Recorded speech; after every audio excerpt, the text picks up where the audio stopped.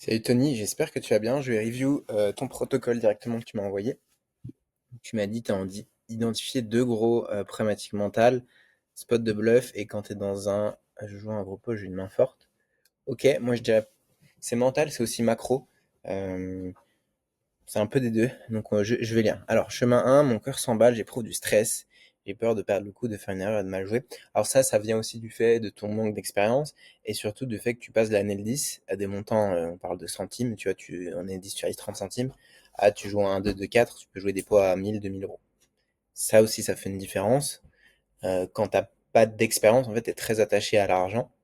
Euh, et tu verras que plus tu vas, monter en expérience, en compétences et en bankroll, et en expérience, je parle pas que expérience connaissance de fil, je parle vraiment d'expérience de jeu, tout simplement, tu verras que tu auras de moins en moins. Mais c'est bien le fait de connaître ça, en fait, vu que tu peux, tu le lis, en fait, et bah directement, quand tu es en début de game dans ton warm-up, hein, tu as vu toutes les étapes du protocole, bah tu sais que si jamais tu joues un gros coup, bah tu sais quoi faire. Alors moi, c'est ce que j'aurais fait à ta place pour mettre un peu plus de couleur. Bah là, je peux pas, est-ce que je peux changer? Non, j'ai pas accès. J'aurais mis, tu vois, tu peux mettre un léger rouge, enfin du coup chemin 200 en vert, un léger rouge ici. Comme ça c'est plus visuel. Mais bon après c'est toi, c'est déjà très bien, hein, c'est déjà très bien.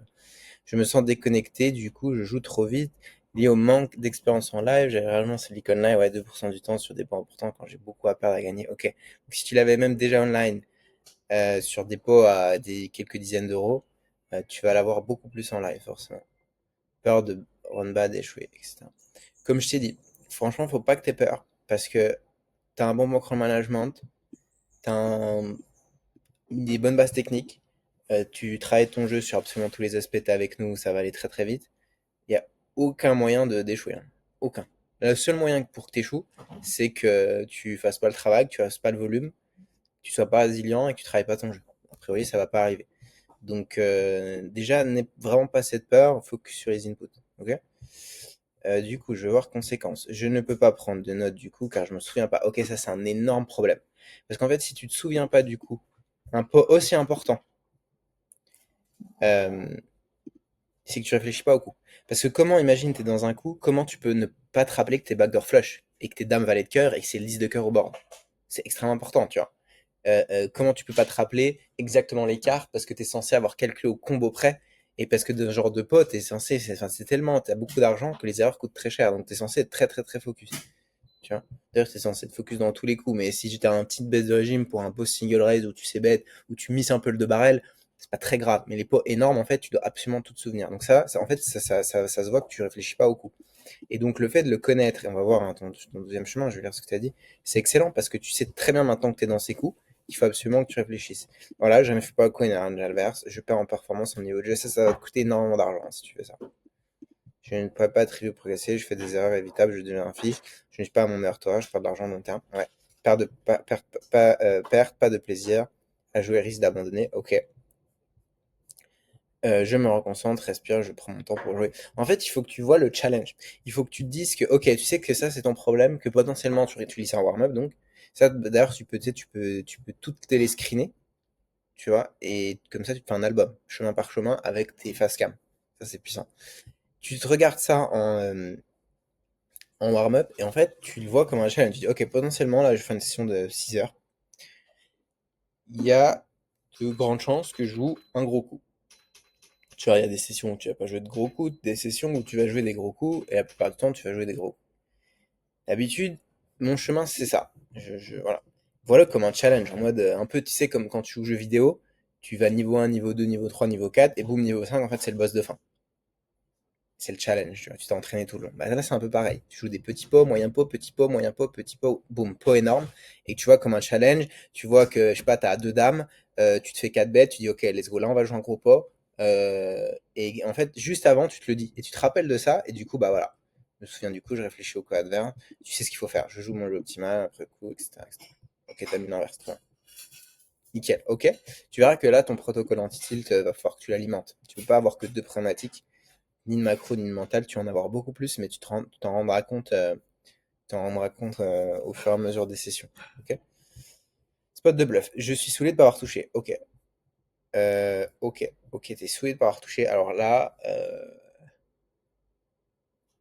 Alors, je vais lire. Je veux absolument gagner le coup. Il faut que je bluffe, car si check vilain va me bluffer et prendre le coup à ma place. Ok. Je veux forcer les coups. J'ai peur de me faire bluffer, que vilain gagne un pot, j'ai l'initiative. Ok.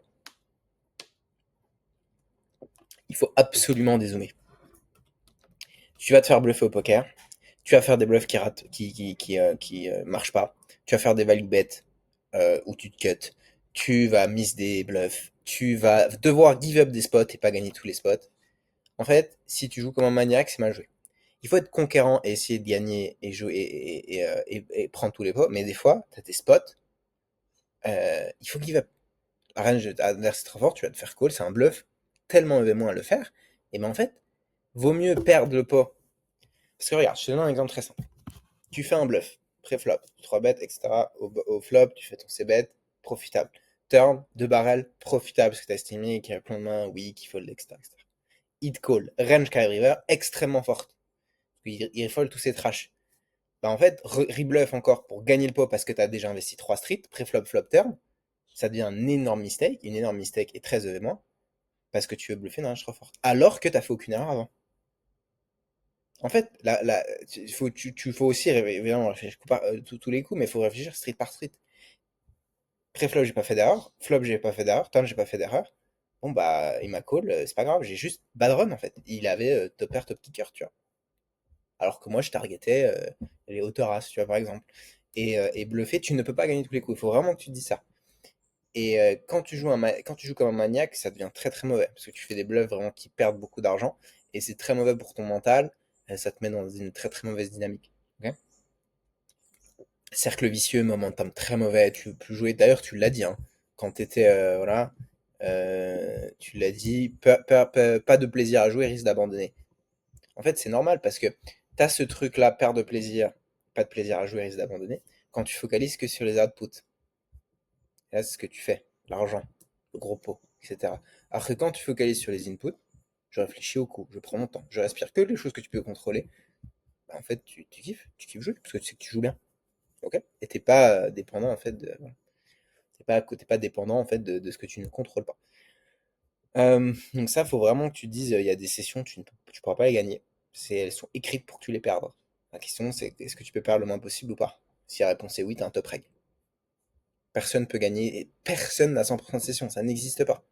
Le seul truc, c'est d'avoir le plus de sessions positives possible, et les sessions négatives par le moins possible. Si tu focuses que là-dessus, c'est complètement ok. Et tu verras que tu auras plein de spots, plein de sessions en fait, tu vas rien toucher quoi. Tu n'auras aucun spot favorable, tu vas toucher. Alors oui, il va falloir que tu fasses des bluffs, mais il va pas falloir que tu joues comme un maniaque. Conséquence, je vais pas faire un mauvais bluff, mais rien coup, mes bords profitables ne passeront plus, je vais bluff. Ok, est-ce que tu t'imagines que tu as une image. Ok, ok. Après ça, tu te rééquilibres hein, quand tu as une image de fou, tu joues exclusivement en value pendant un peu de temps et puis ça marche. Hein. Tu value bet dans notre pays. Quand je vais check et me faire bet. Oui, d'ailleurs, check et vilain va me bluff. En fait, regarde, imagine tu es dans un spot où t'as rien et non, ou alors c'est plutôt l'inverse quand t'es en value, genre. Et t'as un board où t'as une bonne main, mais t'as un board extrêmement dangereux. Si tu bêtes, tu te fais payer que par mieux. Même s'il y a plein de mains qui te battent, mais en bêtant, tu te fais payer que par mieux. Bon bah tu ne peux pas value bet. Et la conséquence de ça, c'est peut-être tu te capes. En fait, c'est pas grave. Parce que la chose numéro un, pour faire un value bet, il faut avoir 50% d'équité contre la range qui te call. Si tu ne les as pas, tu ne peux pas value bet. Et donc la conséquence dommageable, c'est de checker et de caper. Mais en fait, c'est pas grave. Parce que le point de départ, il n'est pas respecté. Tu ne peux pas faire le value bet. Et bah là, les bluffs, c'est pareil. Si tu sens que t'es pas un bon bluff, bah tu check en fait. Et il te bluffe, bah il te bluffe, c'est comme ça. C'est le poker, tu vois, tu vas te faire bluffer. Il y a des mecs qui vont, en plus en live, ça va t'arriver, tu vas te faire bluffer, il va te claquer les cartes, tu vas te claquer le bluff. Ah, ça se live, tu vois. GG, t'as bluffé, j'avais le bad range, t'avais le bad range et t'as pris le spot, GG. Pas de problème. La prochaine fois, j'aurai peut-être un stop play. La prochaine fois, c'est peut-être moi qui te te bluffer. La prochaine fois, j'ai claqué mon call. Sur le long run, en fait, il n'y a aucun problème. Et quand tu vois vraiment ça, bon, bah, je me fais bluffer, ça arrive et tu prends avec beaucoup de légèreté. Ça, tu verras, moi j'ai mis du temps, surtout en live, parce que tu as des petits malins qui te claquent les cartes. Mais tu verras que ça va le faire, avec mes conseils, ça va le faire. Alors, sans multi-barrel, parfois en overbet encore pour gagner le coup, je ne pourrais Ah oui, donc t'as tout linké. Attends, bah, donc je vais lire colonne par colonne. Je vais souvent multibarrel, parfois en overbet, forcer le coup. Grosse perte et grosse erreur si le bluff n'est pas bon. Exactement. Tu veux passer d'un spot EV+ à EV-, en tentant un move EV++. J'en parle souvent en coaching. Je joue en total tilt, là j'arrête la session trop tôt, je fais pas mon volume. Ouais, exactement. Et ça, c'est le problème, c'est que un petit coup qui peut paraître, regarde, imagine tu fais un bluff, euh, tu bets pot, river, t'as besoin que ton bluff passe une fois sur deux. Ok, on est d'accord là-dessus. T'as 12 combos qui fold, 8 qui call. Bon, bah t'es profitable. Sauf que le truc, c'est que si à chaque fois que les 8 combos te call, ce qui va arriver, ok, c'est parce que tu target, et en fait tu déjoues, tu pètes un câble, tu jettes les cartes, tu fais des all-in dark. Bon là j'extrapole pour que tu comprennes. En fait, ton bluff qui est EV+, passe 13 EV-. Et c'est pour ça qu'il faut comprendre, faut réfléchir en tant que joueur global. C'est pas un robot.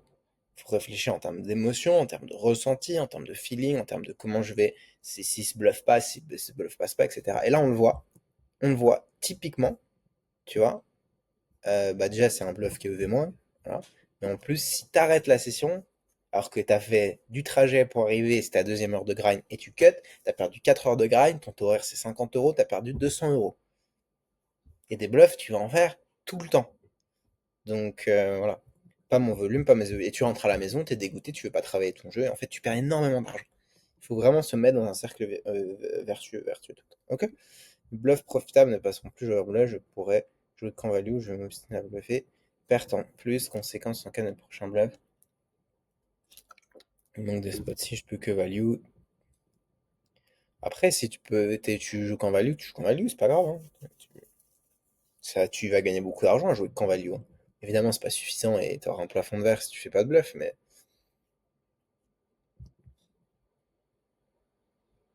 ok. Se faire attraper, c'est ok. En fait, faut vraiment. C'est ce que je te disais sur l'exemple 50-50, 12 combos qui fold, 8 qui call. Enfin, les 8 vont te call en fait. Et ça se trouve, les 8 vont, tu vas run pendant 2 semaines que contre les 8 combos. Et c'est ok, tu montes tes cartes, tu dis, ok, t'as top pair. Bon, bah, je targetais troisième paire, tu vois.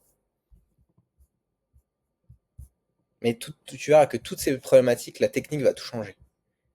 Quand tu vas être sûr de toi dans un spot, il n'y a pas de problème en fait. Après, tu sais jamais vraiment sûr, mais. Et surtout aussi, on va review tes mains. Donc, d'ailleurs, je crois que t'as posté une main, je crois que j'avais vu. On regardera ça là. On est dimanche, la semaine de coaching démarre là. Quand je vais check, me faire bête, et revoilà, je savais, j'aurais dû bluff, station de folder. Ok, le j'aurais dû, c'est jamais bon. C'est être héros, bah voilà, si tu l'as mis là, hein, c'est très très mauvais. Ok, donc voilà, tu focalises sur les outputs, et du coup, les outputs te font changer tes inputs, c'est pas du tout bon. Tu ne peux pas changer tes inputs euh, euh, à cause des outputs. Tu peux pas te dire je joue plus loose que je perds de l'argent. Non, je joue plus loose que la table est tight. Ok, rappelle-toi de ça. Tu changes jamais une façon de jouer à cause de quelque chose que tu ne contrôles pas. Tu changes ta façon de jouer à cause de quelque chose que tu comprends, que tu contrôles. Je contrôle ce joueur, je sais qu'il est tight, j'ai un read extrêmement précis sur lui, j'ai une façon de, je connais sa façon de jouer, je connais sa range, etc., etc. Euh, du coup, j'open plus low sur sa blinde parce que je vais l'exploiter post-flop. Voilà, là tu focalises sur les inputs. Mais tu ne peux pas te dire, je vais open ce spot parce que je suis un peu frustré. Non, ça n'existe pas. Ça, c'est un comportement de fiche. Ça aussi, hein, tu verras que lié aussi, tu pourras lier tout ça à ton why, hein. Je t'ai pas mis, enfin, tu l'as un peu mis gain progression. Euh, mais le fait de changer, là, en fait, là, tout ce que tu fais là, tu changes complètement d'identité de joueur. Pour tout, en fait.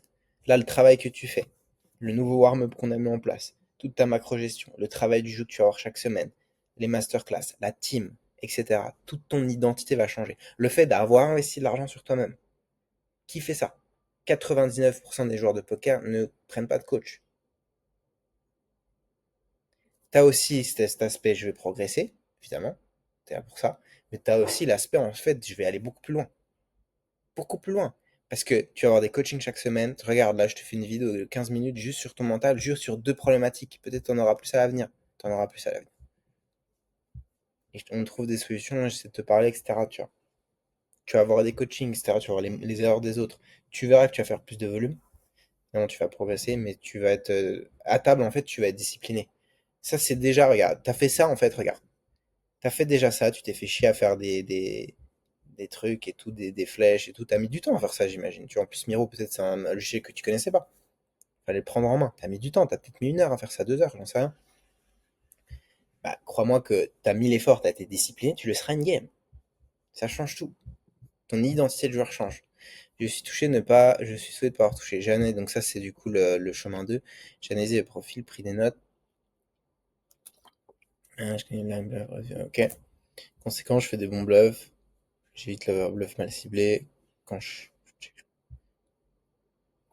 connais les lines, c'était possible.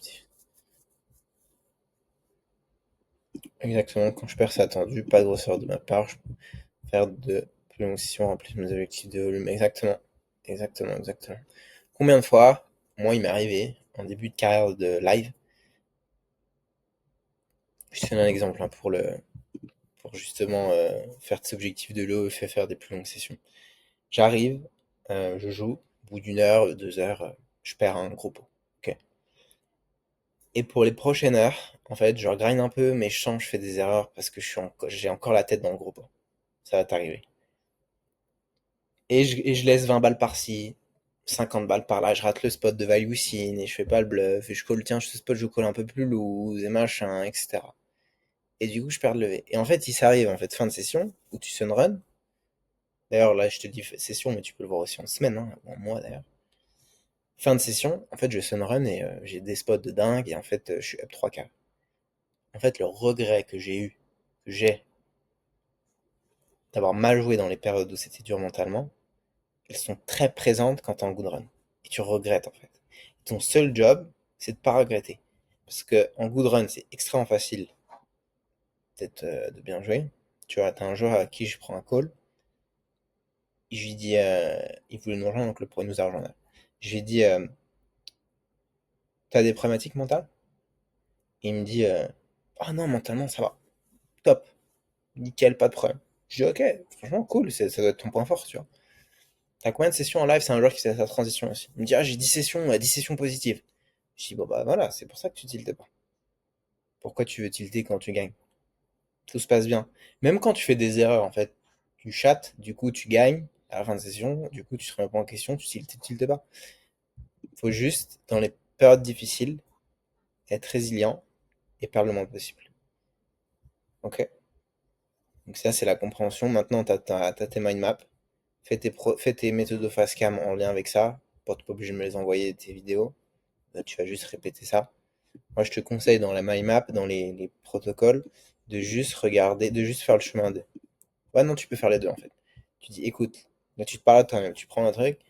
Écoute, là, Tony, tu regardes ça en warm-up, hein. Du coup, tu te parles comme si c'était en warm-up.